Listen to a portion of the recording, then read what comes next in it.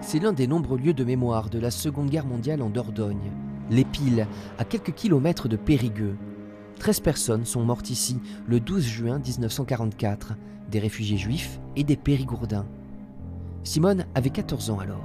Madame Baylou criait « Mon Dieu, est-il possible ?» Parce qu'ils l'ont amenée au poteau, la pauvre femme, elle était âgée, fait comme moi, là. Et ils l'ont amenée au poteau avec les autres, et puis ils les ont fusillés. Voilà. Et ils les ont brûlés après.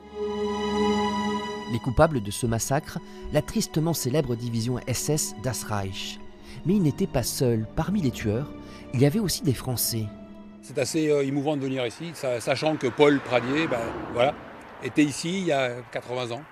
Donc c'est assez bizarre.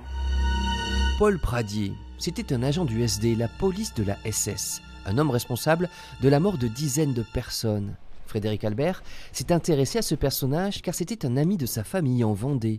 Il a côtoyé et apprécié ce monsieur sans jamais avoir eu connaissance de ce passé sanglant.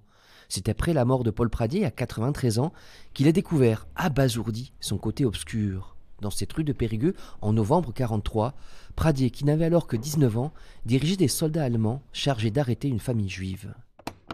Les gens sont sidérés, ils sont sur le coup, parce qu'on ne peut pas imaginer dire ce petit bonhomme qu'on a connu âgé, qui était un mec sympa, un homme jovial, et qui là devient un monstre, quoi. Enfin, est un monstre à l'âge de 19-20 ans.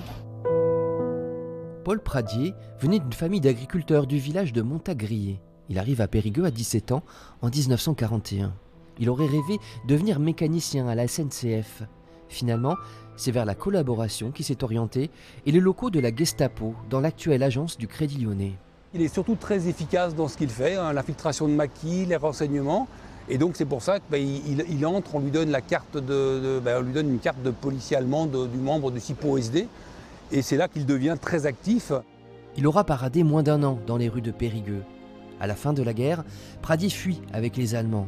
Il sera rattrapé par la justice française, condamné à mort. Mais sa peine sera commuée. Il fera 10 ans de prison avant de retrouver la liberté, loin du Périgord. Un itinéraire étonnant à retrouver dans ce livre.